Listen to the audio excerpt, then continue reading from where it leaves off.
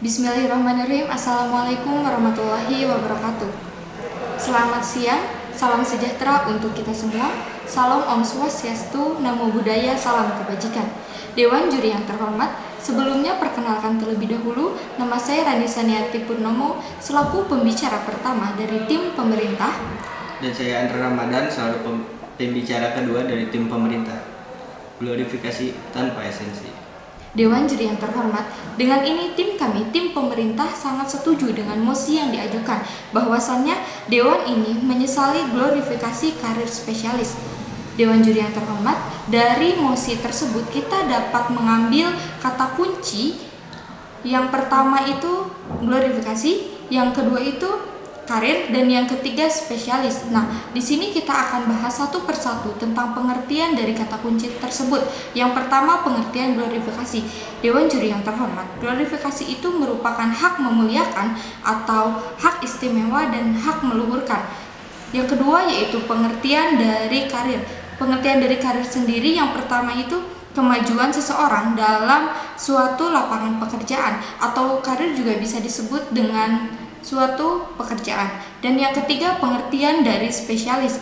Pengertian spesialis ini sendiri dapat diartikan sebagai seseorang yang memiliki keahlian di bidang tertentu seperti di bidang pengetahuan, keterampilan maupun pengalaman. Nah, Dewan juri yang terhormat, seperti mosi kita pada kali ini, kita dapat mempertanyakan mengapa Dewan itu bisa menyesali terhadap glorifikasi karir spesialis. Nah, di sini kita garis bawahi karir spesialis. Karir spesialis sendiri contohnya seperti dokter umum, seperti teknisi juga baik di industri maupun di kantor. Nah, Dewan juri yang terhormat, di sini pasti terdapat sebab mengapa Dewan itu menyesali terhadap glorifikasi karir spesialis. Nah, di sini kami akan menjelaskan tentang beberapa kasus yang menyebabkan Dewan tersebut mengambil mosi tersebut. Nah, yang pertama kasus tentang KPK.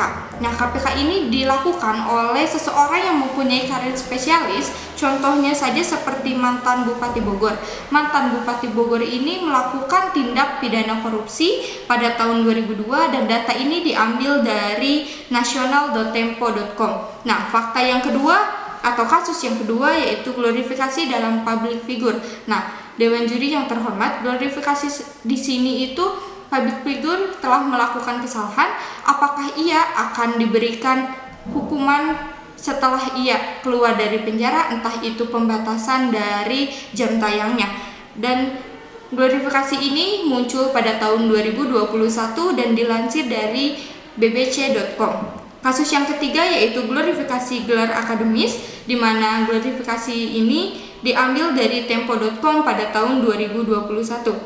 Nah, Dewan juri yang terhormat, di sini dengan adanya glorifikasi menyebabkan lapangan pekerjaan itu akan semakin sedikit dan esensi keberlangsungan hidup pun akan berkurang. Mengapa demikian? Karena dengan adanya glorifikasi ini seseorang tidak bisa menentukan di mana bidang yang sesuai dengan passion dia.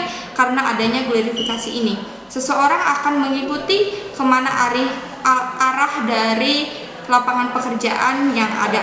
Nah, terdapat kasus juga atau beberapa pengaduan dari masyarakat seperti stop glorifikasi pelaku kekerasan seksual terhadap anak dan penyesuaian P3PS dengan sprint perlindungan anak. Nah, dengan begitu Dewan juri, kita tidak bisa hanya melihat satu titik putih dari banyaknya titik-titik hitam dalam kasus glorifikasi ini. Saya pembicara kedua, saya setuju dengan argumen yang disampaikan oleh pembicara pertama. Mengapa? Karena glorifikasi contohnya dalam masa hukuman. Mengapa glorifikasi dalam masa hukuman berpengaruh terhadap keberlangsungan hidup seluruh masyarakat? Karena contohnya seperti dalam kasus korupsi ataupun kasus kecil seperti maling atau apa, karena kasus korupsi itu memiliki karir spesialis, oleh karena itu akan diberikan hukuman yang lebih ringan. Oleh karena itu saya mendukung pernyataan Dewan yang menyesali adanya glorifikasi pada karir spesialis. Lalu yang kedua ada glorifikasi dalam gelar akademis. Karena glorifikasi dalam akademis ini disalahgunakan oleh para elit politik. Mengapa? Karena mereka untuk mengambil keuntungan pribadi, diri dan kelompok. Lalu glorifikasi dalam kehidupan sehari-hari seperti dalam industri. Mengapa dilarang atau perlu disesali? Karena glorifikasi di industri akan menimbulkan sekat-sekat pada kelas pekerja. Akan lebih jelas lagi ketika ada sekat yang menjelaskan antara tentang kaum borjuis dan tentang kaum proletar. Karena sudah dijelaskan dalam pasal 27 ayat 1 Undang-Undang 1945 bahwa menegaskan bahwa kedudukan masyarakat sama di mata hukum. Lalu solusinya, glorifikasi harus disesuaikan dengan tempatnya. Seperti glorifikasi dapat ditempatkan dalam dokter spesialis gigi ataupun dokter spesialis penyakit dalam. Mengapa demikian? Karena itu akan membantu kesehatan masyarakat. Dan yang kedua, solusinya itu regulasi terhadap siapa yang berhak mendapatkan regulasi, karena sudah jelas regulasi itu dapat disampaikan oleh presiden ataupun para pemerintah.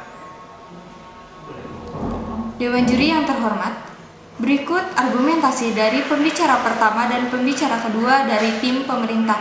Dengan ini kami sangat setuju dengan mosi pada kali ini, yaitu Dewan ini menyesali glorifikasi karir spesialis.